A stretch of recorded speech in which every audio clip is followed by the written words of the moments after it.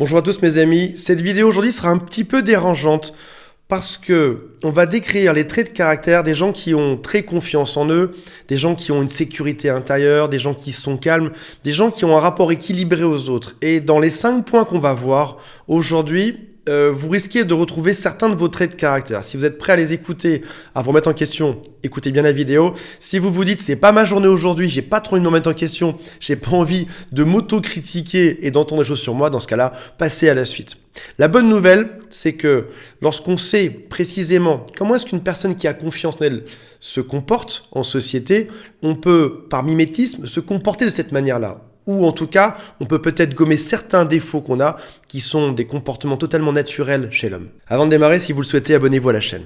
Alors, une personne qui a extrêmement confiance en elle n'a pas besoin de contrôler. Quand on t'invite à une soirée, tu ne demandes pas qui sera là, qu'est-ce qu'on va manger, quelle sera la musique, quels seront les sujets de discussion, comment ça va se passer, à quelle heure, etc. Tu te dis non. Si on m'invite dans cette soirée, comme j'ai confiance en moi, comme j'ai confiance en cette personne qui m'invite, je sais que ça va bien se passer. Mais c'est pas tout. J'ai aussi la capacité sur place de me défendre si jamais ça se passe mal. J'ai aussi la capacité à mettre des limites dans les choses qu'on va me reprocher, dans les choses qu'on va me dire sur place. Donc en gros, j'ai confiance en cette personne et en plus quand j'y vais, je suis blindé. J'ai la capacité de parler pour me protéger. Je sais même partir si jamais dans cette soirée ça ne me convient pas, sans pour autant m'en vouloir ou en vouloir aux autres. Je saurais même dire des choses comme je n'aime pas ceci, je n'aime pas ce type de plat, je n'aime pas ce genre de discussion. Et ça nécessite un peu d'intelligence émotionnelle pour arriver à dire ce genre de choses. Arriver à se confier aussi sur des faiblesses auprès de gens qu'on ne connaît pas forcément. On peut même, quand on a confiance en soi, dire des choses comme j'ai peur de, je suis inquiet quand il se passe ce genre de choses.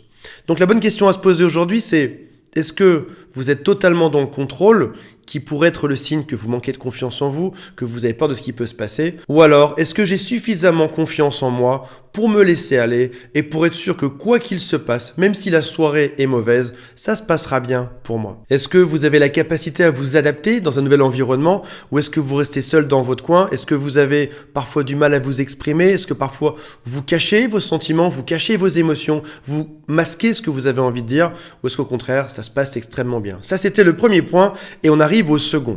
Une personne qui a confiance en elle ne parle pas d'elle-même en permanence. Elle n'a pas besoin de prouver à tout le monde sa valeur, qu'elle est géniale, en racontant toutes ses réussites. Elle n'a pas non plus besoin de jouer la victime en racontant tous ses problèmes pour que tout le monde la plaigne et que tout le monde vienne l'aider. C'est pas non plus une personne qui a besoin d'occuper tout l'espace dans une espèce de trip narcissique pour montrer à quel point on est génial sur Terre. C'est pas non plus une personne qui a une espèce de trou noir inquiétant au milieu d'elle dont elle a envie de parler en permanence. Ça se passe mal, je me sens mal, je suis stressé, je suis angoissé. C'est pas non plus une personne qui a l'impression que, de manière égoïste, ses problèmes sont gigantesques alors que ceux des autres sont tout petits à côté. Des personnes me disent parfois « moi ça va, je ne parle jamais de moi-même ». Attention, trop parler de soi ou à l'extrême ne pas du tout parler de soi peut aussi montrer une peur. Quand on ne parle pas de soi, c'est qu'on se protège, c'est qu'on n'ose pas dire, c'est qu'on a peur que les gens en profitent en face de nous. Donc ça veut dire que comme beaucoup d'équations humaines, il faut toujours arriver à trouver un équilibre. Troisième chose, on l'a tous fait. Dites-moi en commentaire si vous l'avez fait également. On ne pointe pas en permanence les erreurs des autres ou les défauts des autres. Il y a certaines personnes, vous devez avoir des prénoms dans votre entourage en tête, certaines personnes qui passent leur temps à écraser pour exister, qui passent leur temps à dire du mal pour se rendre intéressant, pour se sentir supérieur. Il y a une belle phrase qui dit « on reproche souvent aux autres ce qu'on ne veut pas voir chez soi ». Il y a quelques années de ça, j'étais sur un site de rencontre et j'ai rencontré, il s'est rien passé, mais j'ai juste eu quelques rendez-vous avec plusieurs femmes en quelques soirs d'affilée et ça allait si vite. Chaque soir, pendant 1 ou 2 semaines, je rencontrais une femme différente et ça allait si vite que du coup, je pouvais vite faire la comparaison entre ce qui s'était passé la veille, l'avant-veille, probablement ce qui se passerait le lendemain.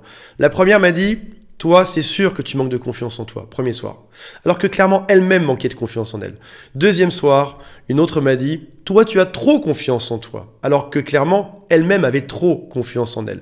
Une m'a dit que j'étais hyperactif, alors qu'elle était hyperactive. Une m'a dit que j'avais pas suffisamment d'énergie. Et en gros, tout ce qu'on me reprochait en permanence était probablement toutes les choses qui les caractérisaient elles-mêmes. On reproche toujours aux autres ce qu'on voit en premier chez soi-même. Quatrième point, quand on a confiance en soi, on n'en fait pas des tonnes pour s'excuser. Il est humain de faire des erreurs, il est humain d'avoir des défauts et aussi des qualités.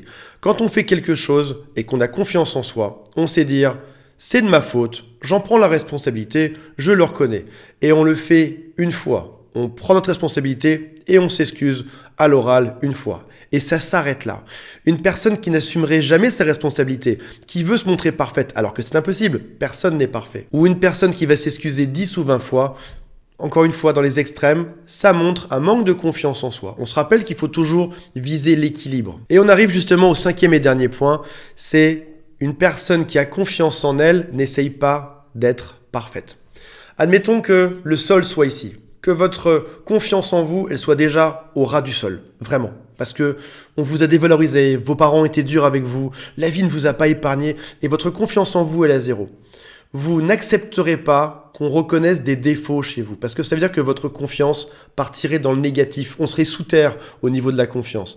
Donc ça veut dire que probablement si vous manquez de confiance en vous, vous allez tout faire pour toujours montrer que vous êtes parfait, pour désespérément essayer de soulever votre estime de vous au-delà du niveau du sol. Donc si jamais tu as un ami qui essaye toujours d'avoir raison en soirée, même quand il a tort, même quand il le sait qu'il a tort, même quand tu le sais qu'il a tort, même quand toute la pièce sait qu'il a tort, ça veut dire qu'il manque de confiance en lui, il a ce besoin d'élever son estime de lui au-dessus du sol et il ne pourrait pas reconnaître qu'il s'est trompé. Alors qu'une personne qui a confiance en elle, qui est déjà haut dans sa confiance perçue, encore une fois c'est quelque chose qui est très personnel, elle n'hésitera pas à dire oui, en effet, je me suis trompé et c'est pas très grave, c'est humain. Ou oui, en effet, là je me suis pas trompé et c'est plutôt une bonne chose parce que j'ai des qualités et des défauts. Je sais que ce n'est pas nécessaire d'être parfait. Je m'accepte comme je suis et au passage, j'ai le droit d'être aimé avec mes imperfections. Et je vais m'entourer de gens qui vont m'apprécier pour mes qualités et également pour mes défauts.